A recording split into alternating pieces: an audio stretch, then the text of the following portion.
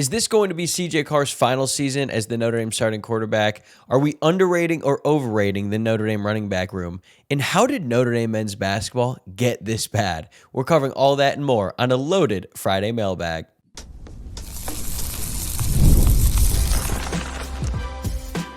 You are Locked On Irish, your daily podcast on the Notre Dame Fighting Irish. Part of the Locked On Podcast Network, your team every day. What is up? Welcome in to Locked On Irish, your daily home for Notre Dame football. We are part of the Locked On Podcast Network, which is now the #1 sports podcast network, all thanks to your support. I'm your host, Tyler Wojciak. I graduated from Notre Dame back in 2018. Now I'm a producer at Fox Sports, and I've been covering the Irish for the last 5 years. Today is Friday, February 6th, so happy Friday to you, and thanks for starting your day right here by making this your first watch or listen of the day. And before we dive into today's show, please take a moment to subscribe to the YouTube channel or follow on your preferred podcast platform if you have not done so already. And this episode is brought to you by Mazda. We put the same drive in every detail. Wins define the moment, putting in the work, that defines you. Stay tuned for highlights in this week's Moving the Game Forward. There's more to a Mazda because there is more to you. All right, we've got a loaded Friday mailbag in store for today. We are answering your biggest questions about CJ Carr's future, the Notre Dame running back room, the wide receiver depth chart, whether Christian Gray can have a bounce-back season in 2026, and we'll even check in on what has become yet another really grim basketball season for the Notre Dame men's hoops program, and then we're going to close things out on a fun personal note. So we have plenty of topics to cover in today's show. Let's get to our first question, and I actually had 3 different people ask some variation of the following question. At MacBride7, at Brian Murphy 7589, and at West Ave A-Hole, all asked, do you see a world where CJ Carr returns after the season, especially with a loaded quarterback class in the NFL draft? Let's talk about that NFL draft class for a second because it is going to be loaded. There is no doubt about it. You already have draft experts, scouts. They're all talking about it already. And it makes sense because you got guys like CJ Carr, Julian Sayin, Dante Moore, Arch Manning, who are all likely going to be a part of that draft class. And then you compare that to 2026, the draft we're going to have in about just over 2 months from now. Everyone knows that Fernando Mendoza is going to be the #1 pick. But then after that, who's going to be the next quarterback off the board? Is it going to be Ty Simpson from Alabama? Could it be Garrett Nussmeier from LSU, who had a really disappointing season? Maybe it's Trinidad Chambliss, now that he was denied a 6th year of eligibility at Ole Miss. So it seems like there's a lot of teams that are putting their quarterback eggs in one basket in the 2027 NFL draft class.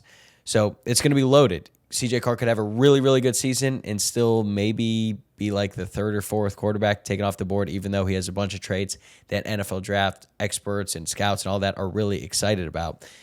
But there's also a world where he goes out there this season, lights it up, and he is the first player off the board. He is that good. He has that type of potential. So as for the question, is there a world where CJ Carr comes back next season? Of course there is. Of course, CJ Carr could be the quarterback for Notre Dame in 2027. But if that happens, it almost certainly means that he had a disappointing season in 2026 or he got hurt, which also means a disappointing season for the Notre Dame football program.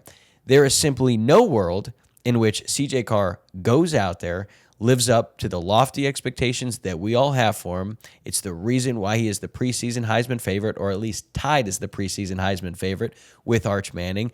Goes out there, does that, leads Notre Dame to a deep playoff run, and then comes back. That's just not going to happen, because if he does that, if he goes out there and he's a Heisman finalist and he leads Notre Dame to a national championship run, he's going to be one of the top 5 players taken in the NFL draft. So there's no reason for him to come back. So if this is what you're rooting for, if you're just hoping that CJ Carr comes back for another season, you're also inadvertently probably rooting for a disappointing season for Notre Dame, because I just don't see a scenario where CJ Carr goes out there, lights it up, and then comes back for one more year just because there's other good quarterbacks in the class. CJ Carr is a competitor. He thinks that he is better than all of those guys, and he might very well be. We're going to see how it plays out on the field this fall, but I've been kind of getting this question a lot, and I understand why. It's because, we had heard about CJ Carr for so long, and then for him to really only have 2 years as the starter at Notre Dame would be, it'd be brief, obviously. It would probably go by in the blink of an eye, but you know what? It happens. And if he goes out there and he wins a national championship, then you know what? he is the prince that was promised. He is likely going to be considered the best quarterback in college football. And even if it's only for 2 seasons, I'm sure Notre Dame fans will be able to live with that. All right, next up, we got a question from @MitchMattIrish. After the departures and additions at defensive line, defensive back, and linebacker coach this offseason, do you think these changes on aggregate leave Notre Dame with a better or worse group of assistants? I mean, it's difficult to say right now. I mean, Aaron Henry hasn't even officially been introduced. Neither has Brian Jean-Marie. They haven't had a single practice with the Notre Dame football program. So to say that it is a definitive upgrade would probably be a reach. And if I said it's a definite downgrade, that would also not be entirely truthful either. We don't really know at this point in time. But I think when you consider their history, their background, we can make some evaluation of the staff as we sit here today. And I want to just say right now, more moves could be made. The staff is not set.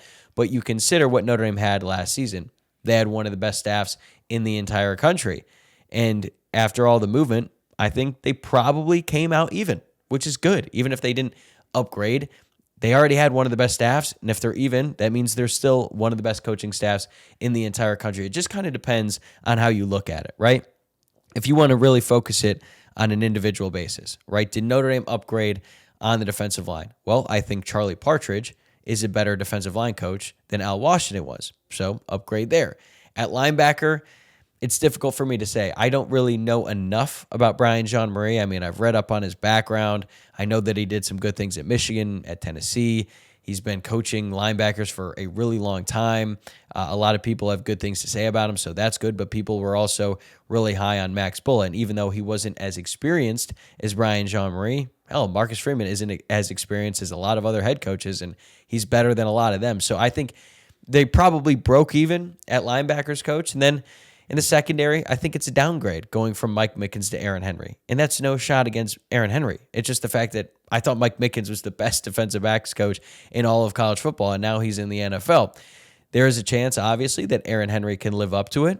He's going to have to do so both as a developer of talent, but also on the recruiting trail, because we know Mike Mickens is an elite recruiter, helped bring in one of, if not the best recruiting class for Notre Dame at defensive back, certainly in a long, long time, adding 2 5-stars in Joey O'Brien and Kerry Adams, and then adding other really talented players like an Aiden Pouncey, like a Chaz Smith. So if you look at it that way, it also comes out even, because you upgrade at defensive line, you stay even at linebacker, and then you downgrade at defensive back. In aggregate, comes out to even. But you also have to look at this collectively, right?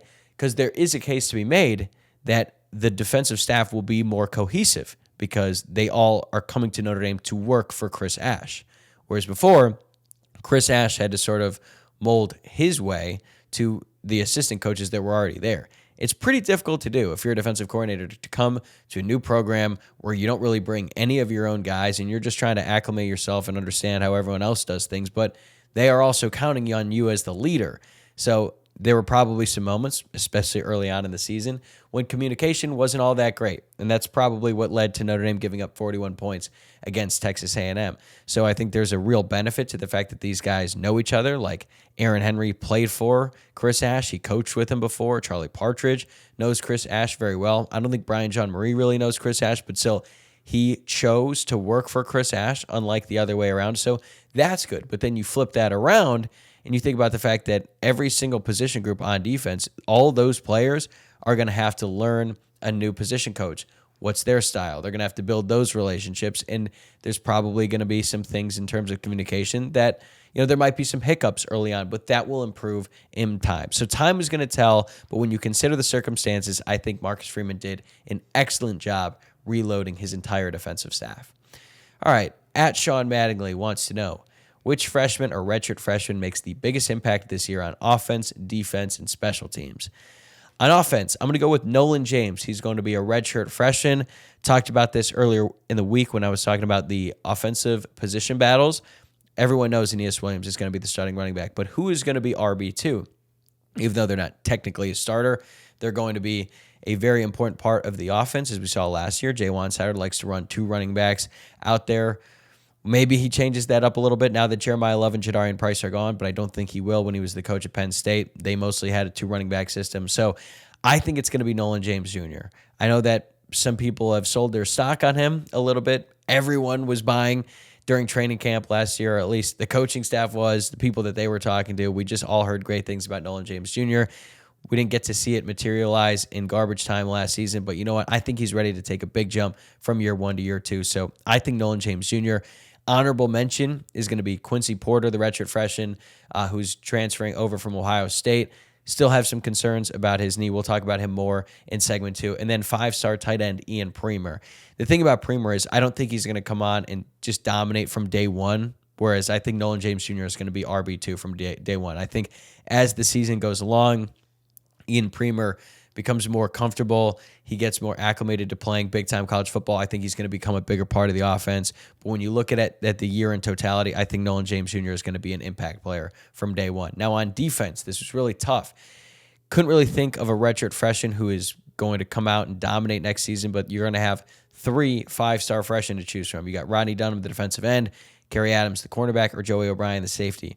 I think Rodney Dunham has the clearest path to playing time. There's just so many talented cornerbacks in that room, so it's going to be difficult for Kerry Adams to get on the field early. And then you've got Adon Schuler and Tay Johnson at safety, so maybe Joey O'Brien can become the third safety, but Luke Talich was really good in that role last year. So I'm sure they're going to figure out ways to get these guys on the field, but if we're talking about the biggest impact, I think it's going to be Rodney Dunham, the defensive end. I just think he is going to be such a good pass rusher. They're going to figure out ways to get him on the field, and he will make an impact, even if it's not quite as much as Nolan James Jr. on offense. And then special teams, you know what? I'm going to go with the Aussie, Jasper Scaife, the punter.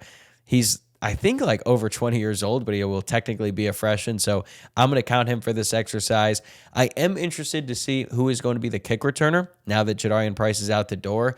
Maybe this is a way to get some of those highly touted freshmen out there and get the ball in their hands. But we're going to have to see. I think that's going to be an interesting position battle that no one has really been talking about. I just did 2 episodes about position battles, and I didn't even talk about that either. But give me Nolan James Jr., Rodney Dunham, and Jasper Scaife as the most impactful freshmen on Notre Dame next season. All right, coming up next, should we be more excited or concerned about the future of the Notre Dame running back room? That's next. Today's episode is brought to you by FanDuel. It is the last call for football on FanDuel. One final Sunday, one last kickoff. It is the final chance to get in on the action before the NFL season officially comes to a close. This is Super Bowl 60, and FanDuel is making sure you are right in the middle of it with a special offer just in time for the biggest game of the year. Whether you're backing the favorite, riding with the underdog, or building one last same-game parlay, this is the game everyone has been waiting for. This is where predictions turn into plays, stats turn into storylines, and every snap feels bigger. It is the perfect way to cap off the season and make the Super Bowl even more exciting from kickoff to the final whistle. If you're a new customer, bet just $5 and get $200 in bonus bets if you win. All right, my official Super Bowl pick. I know that I've wavered a little bit on this. I'm going to go with Patriots moneyline, plus 194 on FanDuel. It seems like everyone and their mother is on the Seahawks, so this is just general principle. Fade the public. Give me the Pats money line and make it count, because after the Super Bowl, the season is over. It is the last call for football on FanDuel, an official sportsbook partner of Super Bowl 60. Visit FanDuel.com to get started. Today's episode is brought to you by TurboTax. Tax season doesn't have to take over your life. This year, TurboTax is making it easier than ever to just hand things off and move on with your day. With TurboTax Full Service, you can have your taxes done for you by a trusted local expert, start to finish, without the stress or guesswork. Instead of spending hours trying to figure out forms, you can meet with a local TurboTax expert in person or connect online.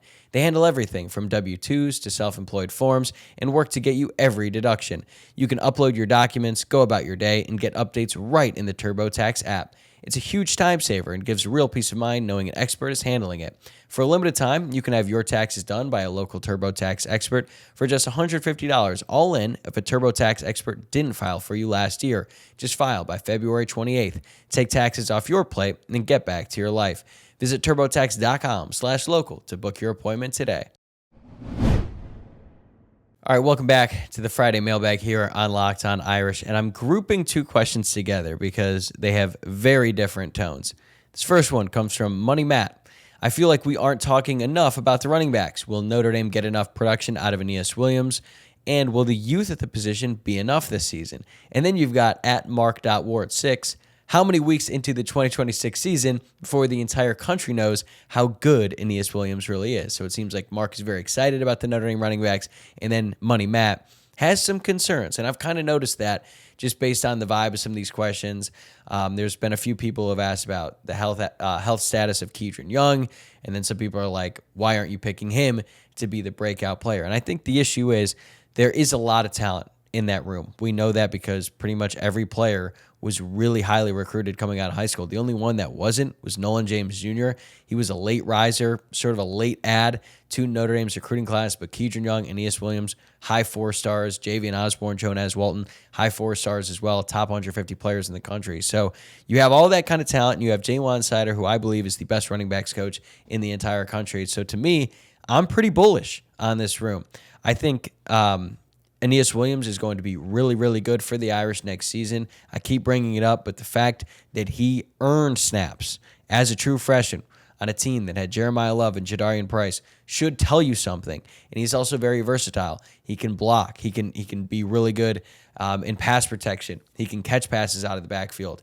And then if you need him to get 5 yards, he can do that. And as we've seen, he can break off a 50-yard run as well. Is he going to be able to do it as frequently as Jeremiah Love and Jadarian Price? No, but he's still a back that can do a lot of things for the Notre Dame offense. And then even though I have questions about who is going to be RB2, they have plenty of good options. Kedron Young is a bit of a wild card here because a couple years ago, I loved him. I thought he was going to be really, really good. Dylan McCullough actually wanted him to play more, but Kedron Young asked him for a red shirt, and Dylan was like, all right, but if you want, like, you can play. He ultimately didn't really need that redshirt season because little did he know he'd end up missing the entirety of the 2025 season. But now here he is in his third year with the program. I just have questions about how he is recovering from that ACL injury he suffered at the beginning of camp last season. I haven't really heard anything definitive about when he's going to be back, and it's one thing to be back out there on the football field. It's another thing to be at or near 100%. And especially for a big guy like him, he's over 240 pounds. Like, some guys just react to it differently. And we've seen it before with like guys like Mitchell Evans, who it took a lot longer to recover from his ACL. And then it was a different injury. But Jadarian Price basically needed over a season and a half before he recovered from his Achilles injury that he suffered as a freshman. But man, if he's healthy, he's full go, and he looks like the player that had flashes as a freshman, maybe he's the clear-cut number 2, and he ends up having a really good season, and then you have like a thunder and lightning combination or something close to that with Aeneas Williams and Kedron Young, and then all of a sudden you don't really have that many questions, and then you got young guys like Osborne and Walton just waiting in the wings right there.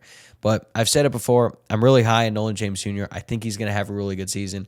I think that he's going to work on his body a lot, attack the weight room aggressively. He's going to come back stronger, faster. He's going to have better contact balance, and he's going to be able to hold up in the college game. And there's a lot of things about his game that remind me of Kyron Williams. Other people have mentioned it too. And Kyron Williams had a pretty big jump from year 1 to year 2. If Nolan James Jr. attacks this offseason with the same level of tenacity that Kyron Williams attacked the 2020 offseason, Nolan James Jr. is going to have a huge year for the Irish, and we will have zero questions about the Notre Dame running back room. All right, another combined question here. At Nicholas Lytle and at Wonderwall627, why wouldn't Jaden Greathouse have to earn his job like every other receiver besides Jordan Faison? Also, is it possible both OSU receivers could start and either Faison or Greathouse get benched? Well, Jordan Faison is not going to get benched, but I understand the sentiment about Jaden Greathouse because as I've talked about, like the position battles on this show and who are going to be the top 3 wide receivers, and like when we were having conversations about Mylan Graham and Quincy Porter, we all have just kind of penciled in Jordan Faison and Jaden Greathouse. And I think Jordan Faison absolutely deserves that. He was the team leading receiver in receptions and receiving yards last season. He's the ultimate safety net. They had a bunch of free access throws for him. He was much stronger, so he's really good after the catch as well, and he can catch a deep ball. So Jordan Faison is due for another really big season for the Irish as the starting field receiver. And then there's Jaden Greathouse, who had a really weird year last year, to say the least. It has been well documented on this show and pretty much every other show that talks about Notre Dame football. So people have certainly lowered their expectations for him. I'm one of them. But you think about it comparatively, Jaden Greathouse has still produced more than every other receiver on this roster, not named Jordan Faison, and that includes the 2 transfers from Ohio State. Like, he finished 2024 with 42 catches, 592 yards, and 4 touchdowns. Now, granted, a lot of those yards and a couple touchdowns came in the final 2 games of the season, but they were very important games for Notre Dame. I think it's more of a question of who is going to replace Jane Greathouse in the slot, because he is best suited to play in the slot. And I mean, behind him, you got Logan Soldate, who is a player that Mike Denbrock has raved about before. This is a big year for him. He's going into his redshirt sophomore season at Notre Dame. I think he's good. I think he can provide you some things, especially like in third and short situations when you just need a guy out there who can move the chains. I think Logan Soldate runs really crisp routes, and he can generate separation right off the line of scrimmage, so he's probably going to have a role, but he can't go down the field and make contested catches like Jane Greathouse. I'm not sure if there was a receiver on this team who's proven they can do that. I mean, Greathouse had one of the best catches of the year last year when he made that incredible play on the sideline against Arkansas, and he made some contested catches in that game against Ohio State. I do believe that there was an element of trust, or I guess I should say a lack thereof, between C.J. Carr and Jane Greathouse early on in the season, but it was still the first 4 games of C.J. Carr's career as the starting quarterback at Notre Dame. I think that if Jane Greathouse was healthy and he played the whole season, Greathouse would have seen more targets as the year went on. He finished with 8 targets total in 2025. Now, granted, he only played those first 4 games, but still, he was not seeing the ball that often. He did have a nice catch against Texas A&M. For the year, he only had 4 catches. I still think what he did in 2024 gives me reason to believe that he could bounce back in a huge way in 2026. He is most likely going to be the starting slot receiver. If he doesn't start, that probably means that they decided to move Mylan Graham into the slot, although Mylan Graham is probably best suited to play the field as well. So I'm sure that Mike Denbrock and Mike Brown are going to get pretty creative in how they use these different wide receivers. I understand why some people are questioning Jane Greathouse and what he can do this season, but you also have to think back to what he could have done last year, right? Like, Will Pauling really started to take off the first game after Jane Greathouse went down. It was against NC State, and I believe NC State did not have their starting nickel in that game. We actually talked about it on the preview show, and I was like, wait, this could be a big game for Jane Greathouse, and we found out he wasn't playing. And then Will Pauling had like 100 receiving yards in the first half because they kept throwing that slot fade to him, which has also been a staple to Jane Greathouse as well. And then as for the second part of this question here, could the Ohio State receivers both start? Again, it's possible. I would say it's unlikely. Porter probably has a better chance to start at boundary receiver if Notre Dame decides to go with a true boundary, because Quincy Porter would just have to beat out Micah Gilbert. I think Mylan Graham is just going to be like a chess piece, the 4th receiver who comes off the bench, and they can move him around, and he could still have a huge season. Or maybe they just decide they're not doing the traditional boundary receiver, and then they have Graham, Faison, and Greathouse all in the field at the same time. But look, this is a good problem for Notre Dame to have. A few years ago, we didn't know if they would have enough scholarship players to get through spring practice. Now, it seems like they just have a ton of talent. They just got to figure out how to best utilize it. All right, speaking of a lot of talent, at Gold Rush Podcast, will DJ McKinney or Jaden Sanders push Christian Gray for the starting field corner spot, or are we forgetting that Gray's injury-riddled 2025 season kept him from taking the step forward we expected, and he will be much improved in 2026? This is a really good point, and I have been pretty critical of Christian Gray on this show, and the context of his injury is often forgotten. I know that I've forgotten about it because I think we all remember the shoulder injury that he suffered. I think it was like in the first half of that game against Miami. Looked like he might be out for the rest of the game, potentially more. Came back in, but he was clearly dealing with that in the Texas A&M game and a few games after that. Then he was also dealing with hip injury later in the year. And as someone who has dealt with a hip injury in the past, let me tell you, it sucks. It is the worst. Like, hip and groin injuries are just so annoying because they're so painful. You can't really run. You can't walk. Sometimes sitting hurts, laying down hurts. It's just the worst to deal with. So I can't imagine being a starting quarterback while also dealing with a serious hip injury. And it sounds like Christian Gray had to have something. He had to get that looked at in the offseason. I don't know if he had surgery or anything like that, but it was a little bit more serious than we all probably knew about. So there is a real chance that he comes back in 2026 healthy and better than ever, starts to live up to the expectations that I and a lot of others had for him going into 2024. And look, at the start of the year, he was really good. Like, he made that huge play on 4th down at the end of the game against Texas A&M. That was great. And then really he was having a good year. It was just that USC game when seemingly everything just fell apart for him and USC was going after him over and over and over again. And then he made up for it with that 99-yard interception return for a touchdown that sent Notre Dame to the playoff. I would say that he had a worse season in 2025, but he was hurt all year. So what's more likely? I think it's probably more likely that he ends up having a big bounce back season if he's able to stay healthy, because as we talked about in yesterday's show, I just don't like the move to bring Christian Gray into nickel. I don't think that position is best suited for him or his style of play. I think he is better off playing on the outside, and then you let McKinney and Sanders or maybe Dallas Golden battle it out for the starting nickel spot. McKinney's played a bunch of snaps as well. He can probably make that transition. But I'm really hoping that Christian Gray ends up having a really good season, because I know the staff loves him. The players love him. He's a great teammate. I just hope he's able to put it all together in what could be his final season with Notre Dame. All right, we got a couple more questions left. And coming up, has the Notre Dame men's basketball program officially hit rock bottom? I hope so, man, because it's hard to imagine it getting much worse than this. More on that coming up next. Thank you for making Locked On Irish your first watch or listen of the day, and thank you for making Locked On the #1 sports podcast network. If you've not already, make sure you check out our new Everydayer Club. You'll get access to an ad-free audio feed for Locked On Irish. It is the same show, same schedule, just no ads, and it works on Apple Podcasts, Spotify, or whatever podcast app you use. If you listen every day, it's a really easy upgrade. Go to lockedonirish.supercast.com or tap the link in the show notes to learn more. This episode is brought to you by Mazda's Moving the Game Forward, for those who believe there's more to the score than what's on the screen. When I think about what that really means, I think about Marcus Freeman at Notre Dame, 4 years in, and what stands out isn't just the wins, it's the way that he has built the program, the culture, the accountability, the way players talk about preparation and trust. It is the work that happens long before kickoff, in meetings, in practice, and how standards are set every single day. That's what moves a program forward. Not just the final score, but everything that leads up to it. It reminds us of what it really takes to raise the bar. It's that extra work off the court, dialing in on every detail, giving it that extra fire, that grit, and I never quit. We put that same passion into every model. Highlights make the reel. What it took to get there makes it count. There's more to a Mazda, because there is more to you.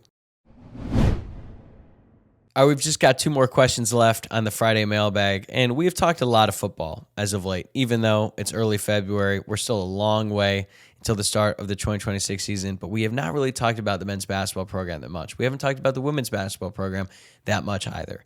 Frankly, it's been a really difficult season for both, but especially Micah Shrewsbury's team. In year 3, they have had another abysmal start to the year. And at G. Bellotti asks, is there a fix for Notre Dame men's basketball? It feels like we already hit rock bottom and somehow keep digging.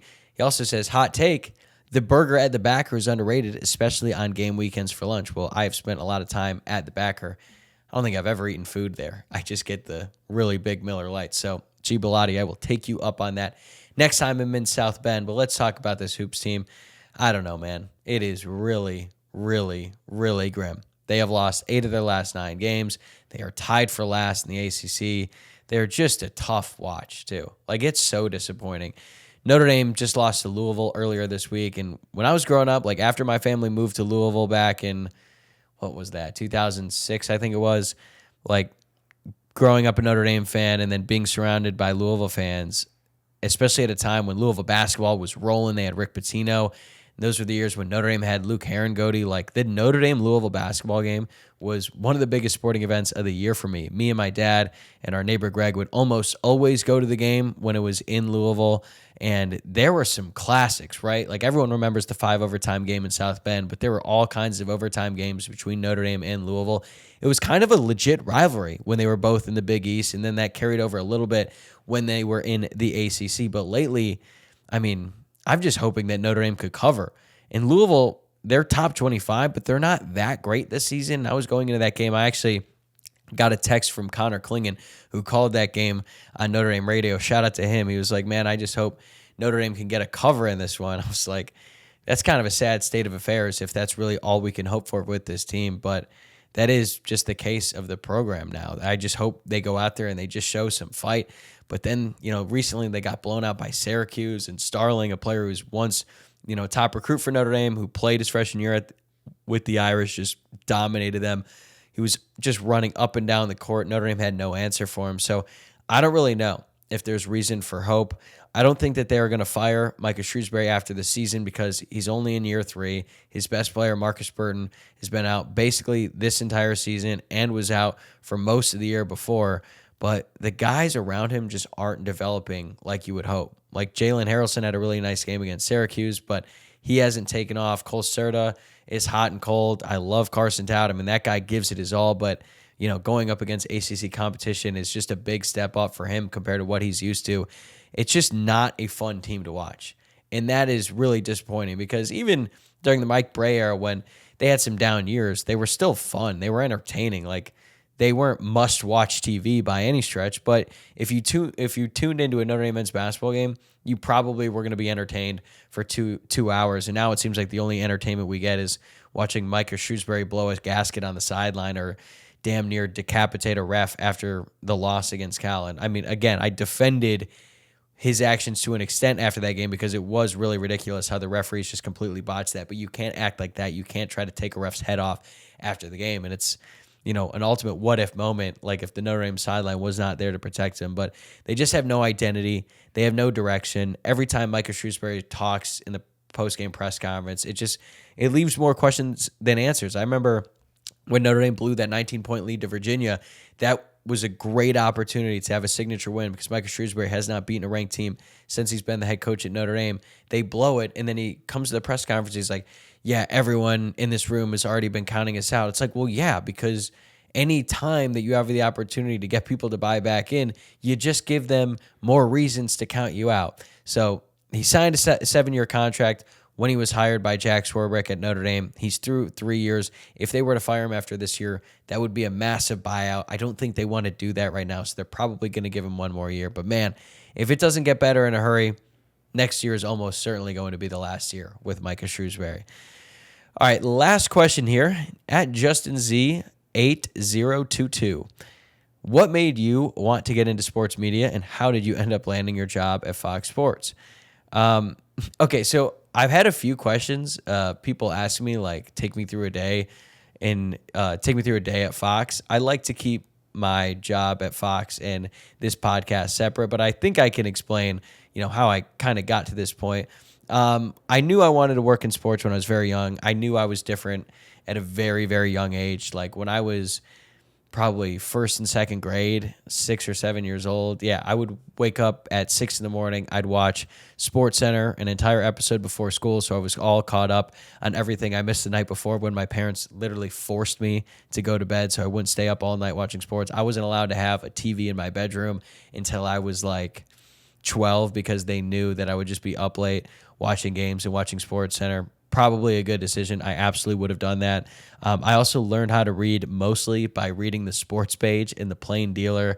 I really only wanted to watch sports movies. I've seen Rudy a million times. I saw Major League a million times, which probably wasn't the most kid-friendly movie, but I grew up a Cleveland Indians fan, and that movie was about the Cleveland Indians. So I watched that a bunch of times, and I just idolized the SportsCenter anchors, and that's what I wanted to be one day. I wanted to be Scott Van Pelt or Stuart Scott or John Buccigross. But then, when I got to college and I started to plan my career path, I was an FTT major at Notre Dame. And if you're unfamiliar, that's film, television, and theater. And then you kind of pick concentration. I picked television, and then I did an internship the summer after my sophomore year in Louisville, where I was a sports intern for the local CBS affiliate, and I got to work with the anchor, the reporters, and I realized in that moment, I don't know if I really want to do this because that is the path to becoming an anchor. You got to do it in a small town, get some experience, build some reps, and then just slowly work your way up the markets. And I was like, I don't know if that's really for me. Then I started commentating women's softball games when I was at Notre Dame when I was a sophomore. That was my first experience talking into a microphone, and I really, really enjoyed it. It was a lot of fun. I did games with Nick Valdesari, who is now, I believe, the director of player personnel at Vanderbilt, working with Clark Lee. So he's killing it. He's making me look bad to think that at one point we were on the same level. But really happy for Nick and all of his success. And even though I had a lot of fun commentating those games, I was hoping that by my senior year I could commentate Notre Dame men's baseball games, but that didn't happen. The ACC network started around that time, and it was no longer a student job. But it seems like ever since then, they have completely revamped the opportunities for Notre Dame students in terms of sports media. They got ND Studios now. They have all kinds of stuff that I did not have when I was there, and I actually was on campus this fall talking to some students, and I was hearing about their experiences, and I was like, damn, you guys are really killing it. They are the next generation by far. But the real thing that changed things for me was I got an internship after my junior year working in the digital department of the KNBR sports radio station in San Francisco, and it changed my life forever because that internship helped me so much in my career. It was unpaid in San Francisco. I had no money. I was basically eating one meal a day, and then I'd have protein shakes to just try to keep me full. But at that internship, I got to cover a bunch of San Francisco Giants games. I didn't even know how to use a camera at the start of it, figured it out on the fly, was doing all kinds of video work for them. Then I did a training camp with the San Francisco 49ers, and that job basically got me the job at ESPN after I graduated. Also, during that time, I fell in love with California, knew I always wanted to get back here. So I had the job at ESPN for about 2.5 years, did some cool things. My first job was with Scott Van Pelt. I was working on a SportsCenter show, which was pretty wild considering he was my favorite, and I still think he's the best to ever do it. So I worked with him for the first 9 months. Then I worked on College Game Day for 2 years. And then I came out to LA in 2021. I worked at a sports production company. It was like a startup for just a few months. And then I ended up at Fox Sports, which is where I have been since November of 2021. And then me and Luke Smith, as I've explained on the show before, we had our own little podcast called Sons of Saturday that we did just for fun, really, and started to pick up some traction. We had a ton of fun doing it, and then I got hired by Locked On in 2023, and I wanted to make sure that me and Luke continue doing it because we have so much fun doing those podcasts together. And now here I am, February 2026, still doing it at Fox, still doing the podcast, although the podcast is really grown and is now, like it used to be, Fox Sports is the full-time job, and then Locked On was sort of like a part-time thing, and now it feels like it's 2 full-time jobs. But I love it, and I really wouldn't have it any other way because it's been a lot of fun, and I'm very grateful to be here, to be in this position. And if you are watching or listening and you would like to get into sports media, I try to be as much of a resource as I possibly can, so feel free to reach out, hit me up on social media, LinkedIn, whatever you want to do. But that is going to call it for this show today. Thank you again for making this your first watch or listen today, and thank you for tuning in all week long. I really, really appreciate anyone who tunes into this show, whether you're watching on YouTube or listening to the podcast, but I really, really respect the diehards who are tuning in every single day in February when we're still 6+ months away from the season. We're still over a month away from spring practice, but you can't get enough Notre Dame football, and I just want to say thank you so much. Just make sure that you are subscribed. And if you never miss an episode, the Everydayer Club is built for you. Get Locked On Irish ad-free, plus members-only Discord access and more. Head to lockedonirish.supercast.com to join the club. Have a great weekend. Enjoy the Super Bowl on Sunday, and I will see you next week right here on Locked On Irish.